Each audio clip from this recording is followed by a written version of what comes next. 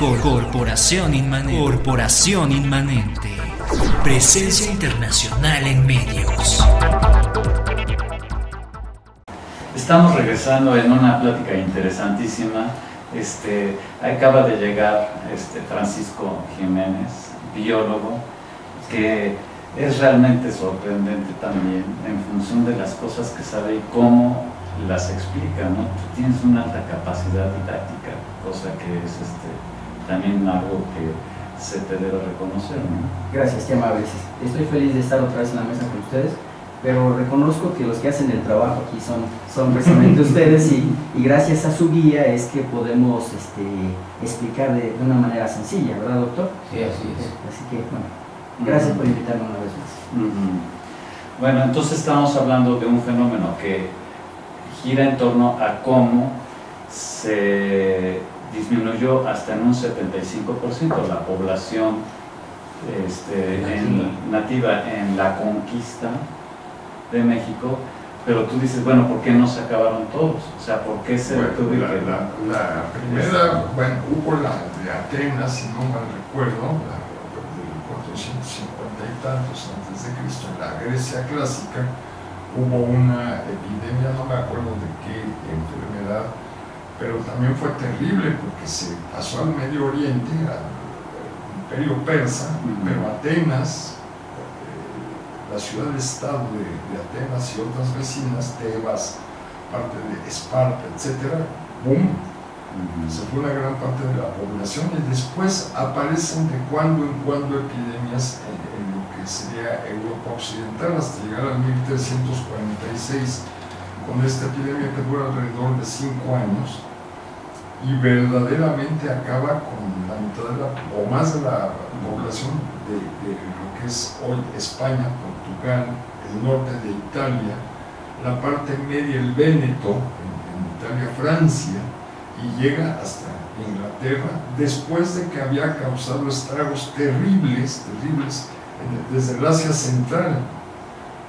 Hablamos de la Europa Occidental con 25 millones de fallecimientos, pero poco se menciona lo que ya había ocurrido desde el Asia Central hasta lo que llamamos actualmente el Medio Oriente, o sea que le podríamos echar unos 50 millones de personas o más, considerando desde las estepas centrales de Asia hasta Portugal en el occidente.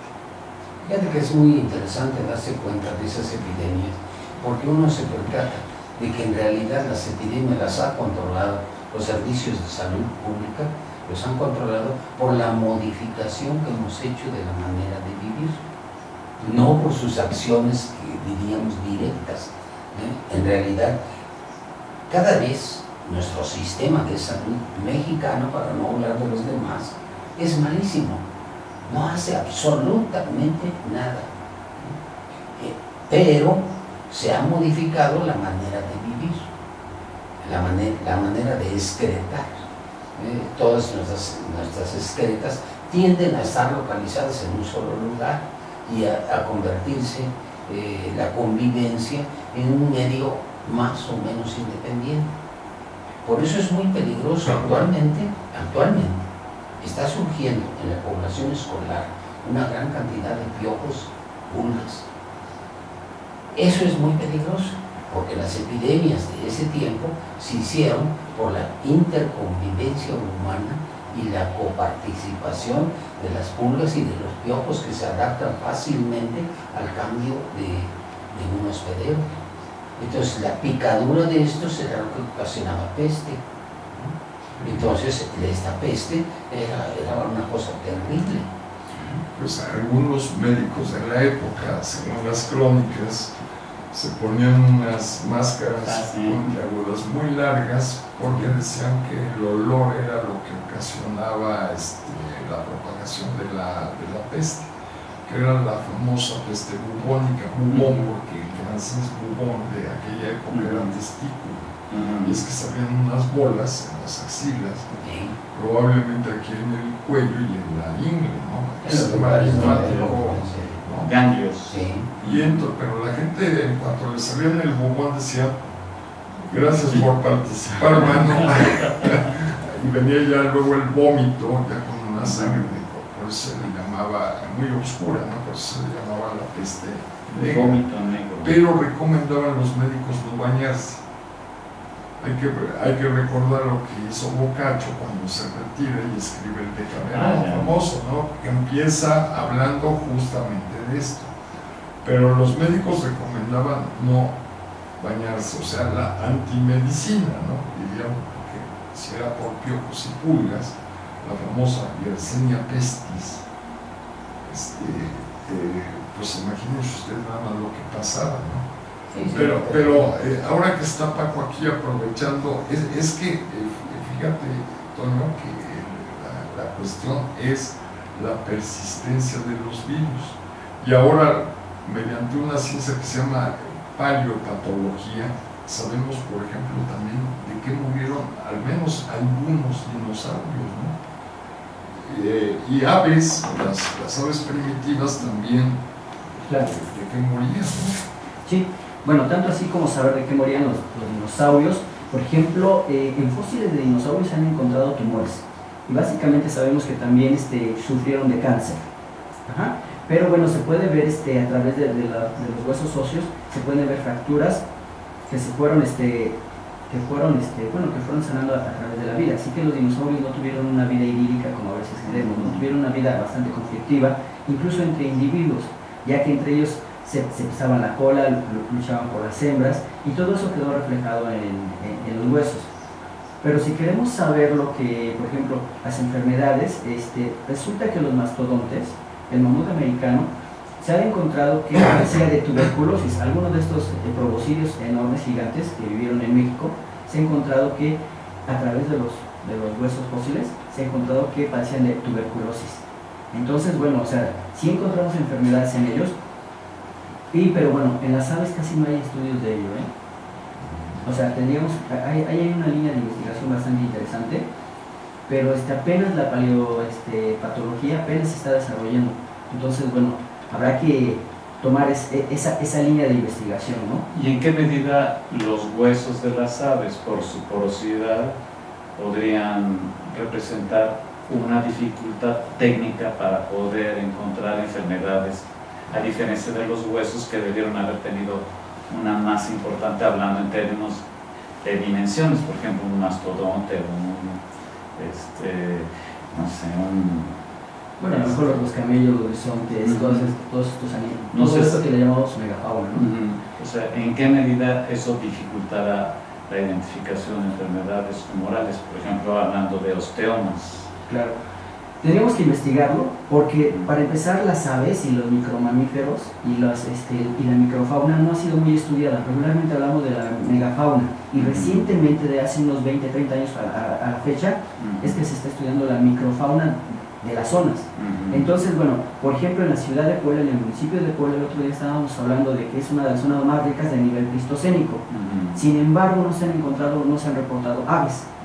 Es bien curioso porque sabemos que era una zona lacustre, entonces lo que tuvo que haber existido es una gran fauna, avifauna acuática.